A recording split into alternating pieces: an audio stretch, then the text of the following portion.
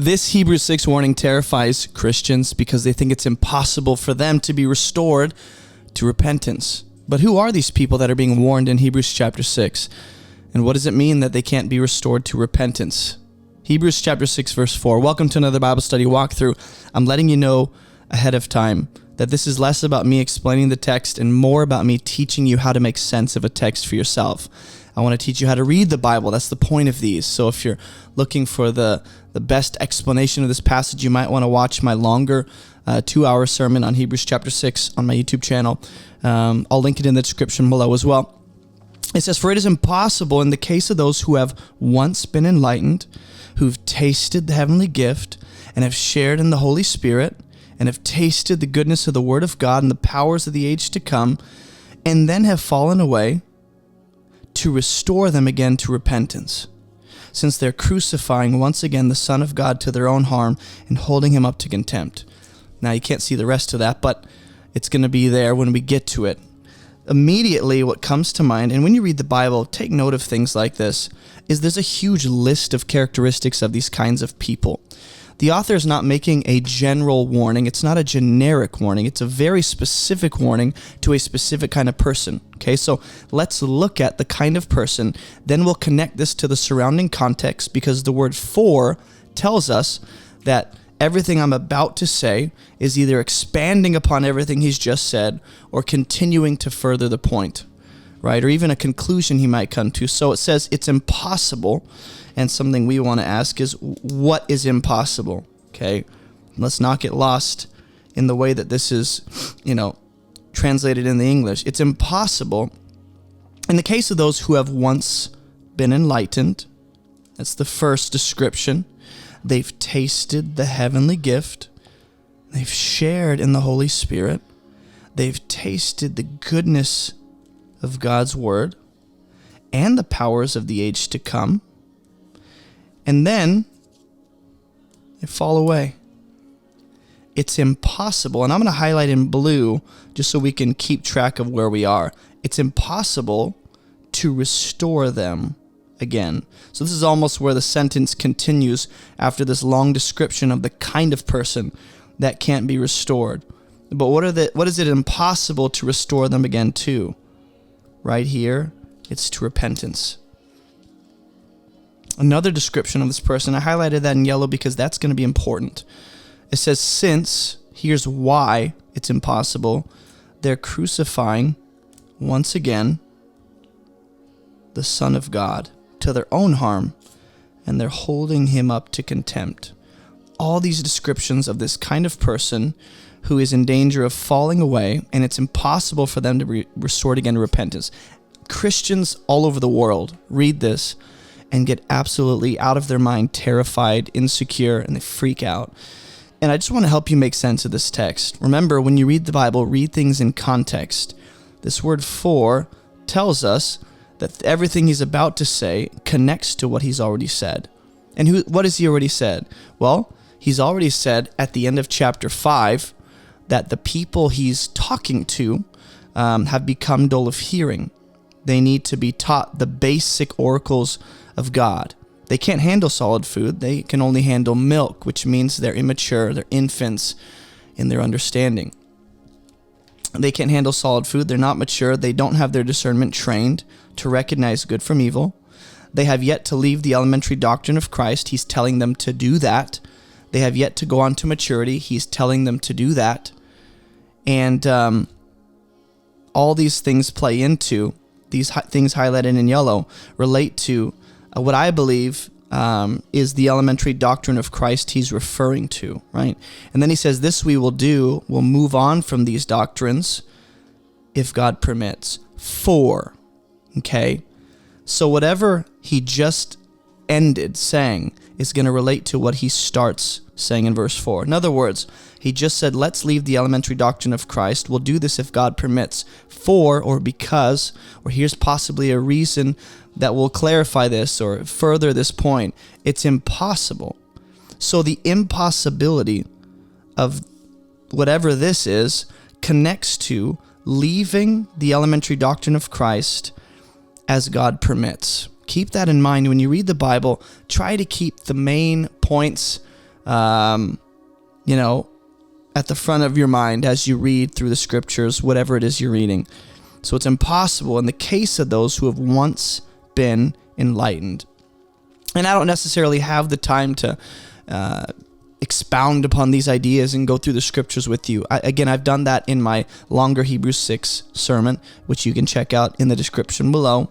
But what it means that they've been enlightened, I need to figure that out. In what way have they been enlightened? Is this a spiritual enlightenment where they've come to Christ? Is this becoming aware of the truth, becoming aware of the light, coming in contact with it? What's going on here? What does it mean that they've tasted the heavenly gift? What is the heavenly gift? Something I might do to make sense of that is I might go to other passages that refer to someone consuming or tasting a gift from above. You think about the manna that comes down on the Israelites in the wilderness. You think about Jesus who says, I am the bread from heaven, come to, satisfy your soul and give you life. So I might think about that. And when you read the Bible, remember that these are not isolated occurrences or events or stories. They're connected to the narrative of Scripture. They're connected to the rest of the whole Bible. And so there's going to be a lot of ideas that get clarified, and you're going to accurately define them when you look at other places in Scripture that help you make sense of it. Okay, so this is what we do. We compare Scripture with Scripture. We let the rest of God's Word help clarify what I'm reading in this specific text. All right, so what does it mean that they've tasted the heavenly gift? I might do this, since these are actions on the part of the person being warned. I might go to a Greek lexicon, look at what the Greek word means, translate it into the English, what it means in other, contexts. That way I have an understanding of what the enlightenment and the tasting here are, right? I might look at how and compare how that word is used in other passages. It says they've shared in the Holy Spirit. And you might be tempted to think this means they've been filled, born again, regenerated by the Spirit of God through faith in the Messiah. That's a lot of reading into this. I'll tell you this, in the Old Testament, the entire nation of Israel technically shared in the Holy Spirit. Not that they were filled with the Spirit, not even that they were endowed by the Spirit or indwelt by the Spirit. It's that the Spirit of God was among them in the form of the 72 elders and Joshua and Moses in the wilderness, or in the form of the judges or the prophets whom God sends. In that sense, they're sharing in the Holy Spirit, something to think about. Okay, so I might go to a Greek lexicon and look at the word in the Greek, translated in the English, and what it typically means, and I might do that. Okay, so what I'll probably do here is, like I've said in previous episodes, it's good to recognize any lists. So I see a list of actions on the part of this person being warned. They've been enlightened, they've tasted, they've shared. And something I might do is think about, meditate on the similarities between these actions. Enlightenment, tasting, sharing. Are they possibly all the same idea being communicated in different ways? Right? That's an option. And they've tasted the goodness of the Word of God. Right? So here we have a heavenly gift.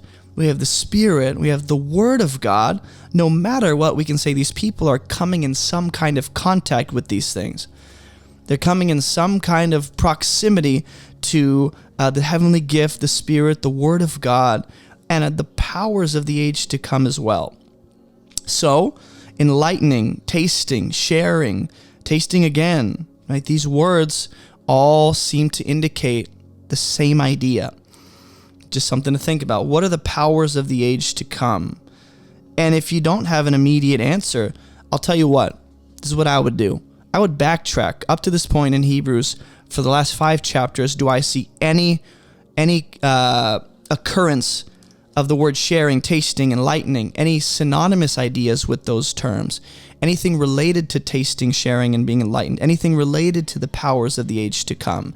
And I'll tell you what, there's probably a couple, but if you keep reading throughout the rest of Hebrews, you'll probably see more occurrences of these words so that you can understand more what the author intends here, right? So sometimes while the author is telling you something, he intends to clarify that, expand on that later in his letter, and be okay with that. You can't do anything about it. It says, okay, these people then have fallen away. What does it mean that they fall away? I'll tell you what, a lot of people will assume, and this doesn't mean they're wrong, but it's not the only option, right?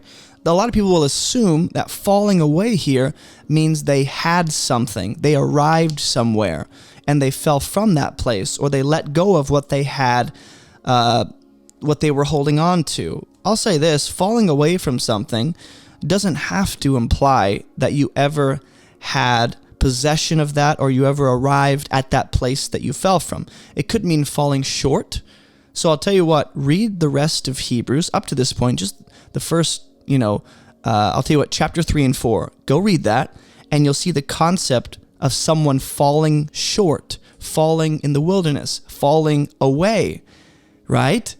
And if that's the case, the example set forth in the wilderness by those Israelites, that you and I are supposed to avoid that example they set, that will help us make sense of what it means to fall away, and also it will help us make sense of these other surrounding ideas since they're connected. This is just how I typically read the Bible. If I can make sense, I'll find whatever idea is easiest to make sense of. Since all these ideas are connected, by making sense of one of them, I'll begin to make sense of the other ones.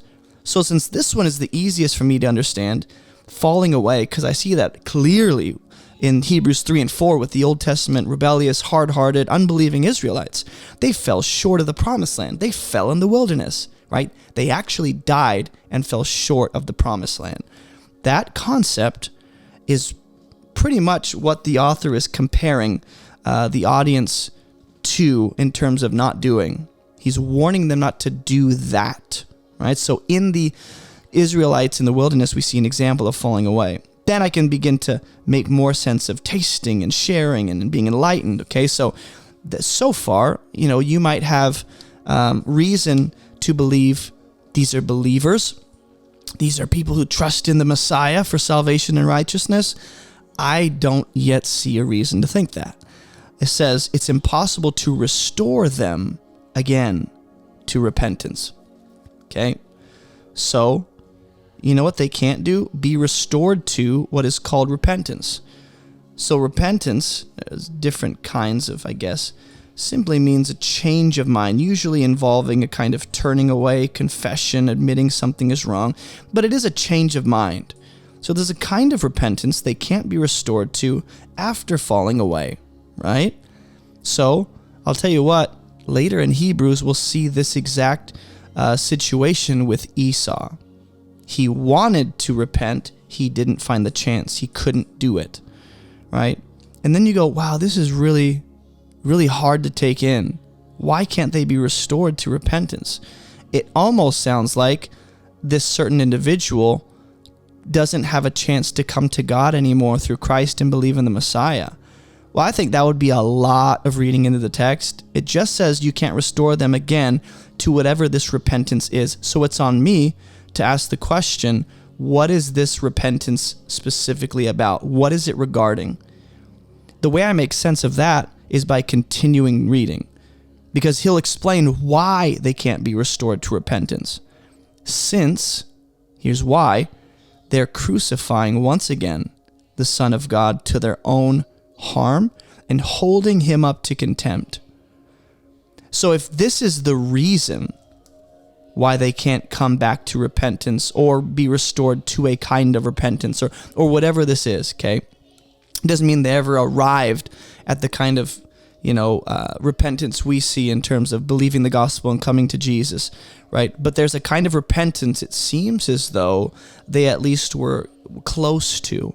It doesn't mean they arrived and they attained this, right? But to restore them again to this kind of repentance that they were heading towards possibly, or whatever it may be, okay? We know that they can't because they're crucifying again the Son of God to their own harm. This is their fault. It's holding him up. They're holding him up to contempt. What does that mean? What does it mean to hold Jesus up to contempt? What does it mean to crucify again the Son of God? How is that possible when he's at the right hand of the Father? How could I do that, right? These are questions we have. Is this literally crucifying? Is this physically? Is this a kind of partnering with the Jews that said, crucify him, let his blood be upon our children? What is this, right? So when you study the Bible, come across weird ideas. I don't know what contempt means. Well, look that up. Maybe just use an English dictionary and look up what the word contempt means in English. And then you can figure out what it means to hold Jesus up to contempt. Whatever it has to do, or whatever it has to do with crucifying again Jesus, which seems to not be a good thing, right? So how could someone crucify Jesus again? That doesn't make any sense. Well, some people would read this text and say, the author's showing an impossible scenario, that a person who is a believer or whatever it is could never, fall away and never have to be restored. They'd have to be crucifying Jesus again. I don't necessarily hold to that view. What I do believe is happening here is the author's warning people who have yet to come to Jesus that they are close to falling away and holding Jesus up to contempt, to their own harm. It would be hurtful to themselves. It would be their own destruction to crucify Jesus once again. How? Apparently by falling away. Now again, think about these ideas and be nice in the comments. But again, I started this by saying, who are these people that are not able to be restored to repentance? Well, we know the descriptions of them. They've once been enlightened. They've tasted the heavenly gift. They've shared in the Spirit. And it's on me to make sense of those ideas and not assume I know what they mean. Not assume that my initial thoughts are correct. Your suspicions aren't always correct. Right? So they're holding him up to contempt. That's key. That's so important. And when we get to verse 7, we'll have a clearer understanding on who these people really are. If you guys didn't already know, we have a completely free 40-day Bible study program. If you struggle with the Bible, you don't know how to read, you want to learn, you want to take it seriously, you're bored and confused, take our free 40-day Bible study course. It's online, it's self-paced, and it's free. It's in the description below. You can also take a 27-day or 11-day. Either way, it's online at abovereproachministry.com. Go check that out. I know it's going to help you. And I'll see you guys in the next Bible study walkthrough. Hey, thanks for watching this video. If you haven't already subscribed, go ahead and do that and hit the bell so you can be notified of any future videos that come out. And check out abovereproachministry.com. We have completely free Bible study courses, a 40-day program, a 27-day, and 11-day program, all kinds of free resources. You can get a copy of my book. You can join our online church. You can get some merch. We have a bunch of stuff at abovereproachministry.com. And it's also linked in the description below. Go check that out. And thanks for watching.